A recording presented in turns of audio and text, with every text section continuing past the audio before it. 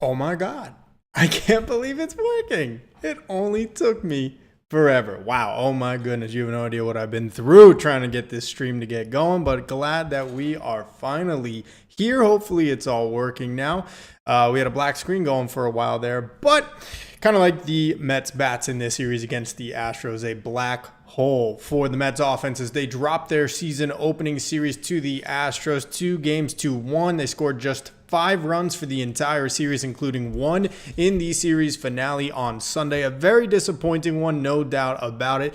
Look, this was a series that the Mets could have easily won all 3 of these games. They could have won 2 out of 3. They could have also easily lost all 3 of these games. It was so tight. And you know what? The Mets bats, they're the ones to blame for this. So let's get into it. Let's break it down. Let's have a tier, maybe 2, and then we could get ready for the Marlins series coming up on Monday. So Mets dropped the first 2 out of 3 to the Astros. Unfortunately, they come out on the short end of the stick of this one.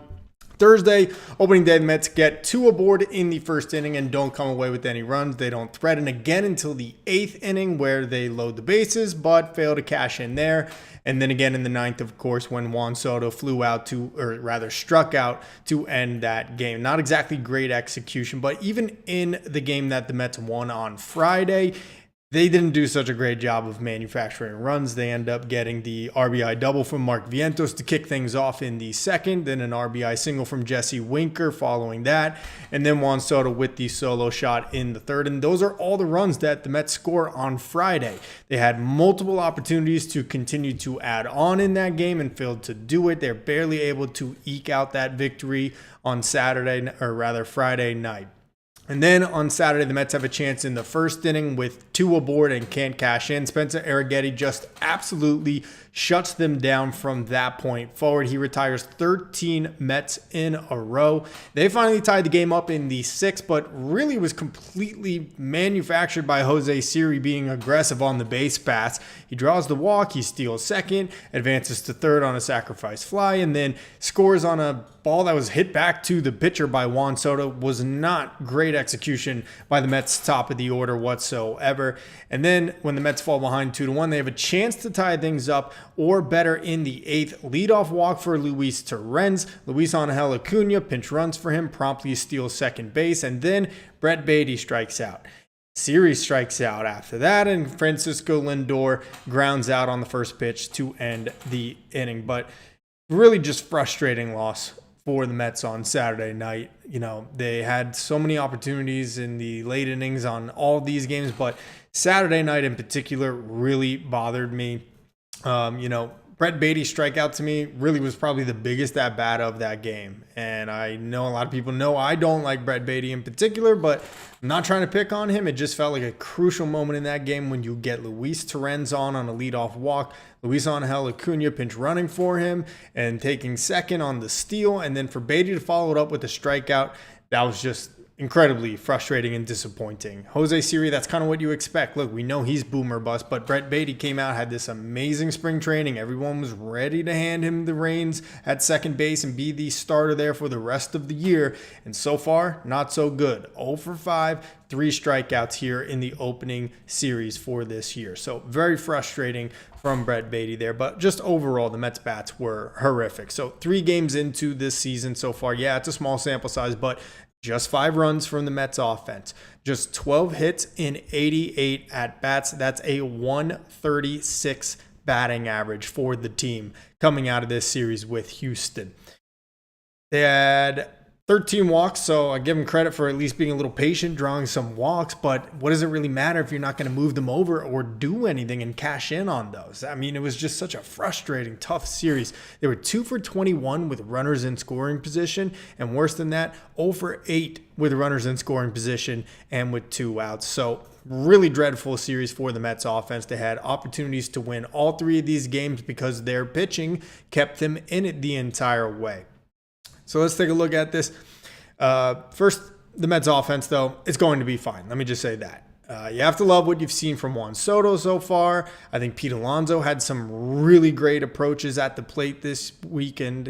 Really didn't swing at too much junk outside of the zone. I was really happy to see that. And Mark Vientos hit some lasers as well. Of course, The hardest, or rather second hardest hit ball of the game was his line out to Jeremy Pena to end Saturday night's game with the Astros. So that was frustrating, but overall he's looked pretty solid so far over this weekend.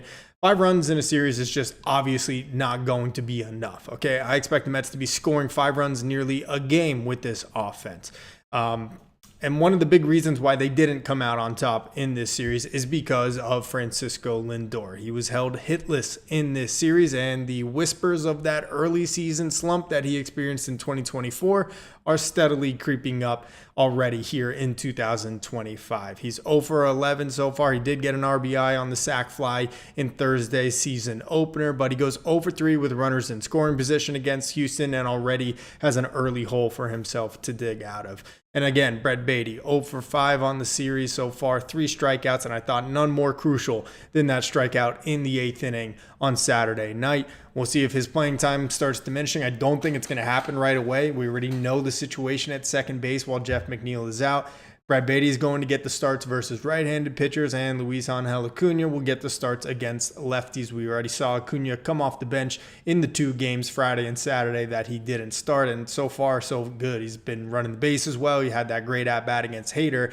I can't say the same for Baty, but I also don't see Carlos Mendoza pulling the plug on Baty that quickly. It's going to be a little bit of time before you see anything like that. So let's get into it now, the pitching.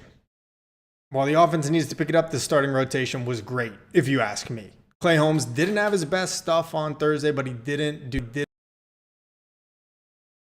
earn runs. Wasn't helped out by his defense there by the aforementioned Luis Angel Acuna, which led to another run. But overall, I thought his stuff looked pretty good. Walks hurt him, and he was leaving pitches up, and so he was getting hit a little bit. But the overall exit velocities, they weren't terribly high against him, and I'm really looking forward to seeing Holmes take the mound again in the final game of the series versus the Marlins this week. Then you had Tylor Megill. He looked great on Friday. His fastball was up in the high 90s. He had a great command of it. His breaking ball pitches went for a couple of good strikeouts. He went 5+ innings and was removed after the drop third strike by Luis Torrens, allowed a base runner to reach, and then Jose Altuve with a seeing eye single. Otherwise, I think there's a good chance we probably see Tylor Megill go through the 6th inning and perhaps even beyond that. I thought it was one of the best performances I've seen from Megill since probably 2022. His command was so on point, and if we get more of that from him, expect him to remain in the rotation for the rest of the year. But he may be competing with someone who pitched on Saturday night that made their spot known for the rotation as well, and that's Griffin Canning, who was just absolutely electric. He was the hard luck loser, of course, but he looked fantastic. That slider was untouchable for the most part. Just 2 mistakes the entire night, the solo home run to Jeremy Pena, and then the go-ahead 2-out double from Yordan Alvarez that ultimately would knock him out. He actually threw that slider 54% of the time. So maybe the Mets pitching lab has honed in on what exactly works for him and how he can shape that slider, because he struck out Yordan Alvarez before that double 2 times, a guy that's owned him his entire career. And the same for Christian Walker. He handled him very nicely as well. Fantastic Mets debut for Griffin Canning. So really excited to see that. Those guys in the rotation combined for 15 1/3 innings in the series. They give up 6 runs, only 5 of them earned. That's a 2.93 ERA with 14 strikeouts compared to 7 walks. So a very healthy 2-to-1 strikeout to walk ratio. Really happy to see that. I thought the starting rotation was really solid. They kept the team in it in all 3 of these games, gave the offense a chance to win it for them in all 3 in Houston, but unfortunately the bats were just completely asleep. But if you get starts like this for the most part throughout the season, the Mets are going to be just fine and healthy moving into the second half of the season. And that brings us to the bullpen, which was nearly perfect. On Thursday, Huascar Brazaban and Danny Young combined for 3 1/3 scoreless innings in relief of Clay Holmes. They each gave up 1 hit, but no runs. On Friday, Reed Garrett gets out of a 1st and 2nd no-out jam that he inherited from Tylor Megill. The bases actually were loaded at one point after he walked a batter, and he was able to get the next 2 outs unscathed. So that was tremendous. And then AJ Minter, Ryan Stanek, each throwing a scoreless inning as well on Saturday night, leading to a 1-2-3 Edwin Diaz save, save where he looked really good as well. Total command of his fastball, was really happy to see that, and had some sharp bite on his slider as well, including a strikeout. So that was all fantastic. And then even on Saturday, Jose Butto came in relief of Griffin Canning. After the go-ahead double to Yordan Alvarez, he was able to get the final out of that inning. He then went 1-2-3 in the 7th. And then things got a little shaky in the 8th. He ended up getting one of the outs, and then runners on the corners would walk a guy to load the bases. And then it was the debut of Max Kranick, who must have ice in his veins because he was unbelievable. He gets a pop out to third base in foul territory before getting a ground out to second base to end the threat.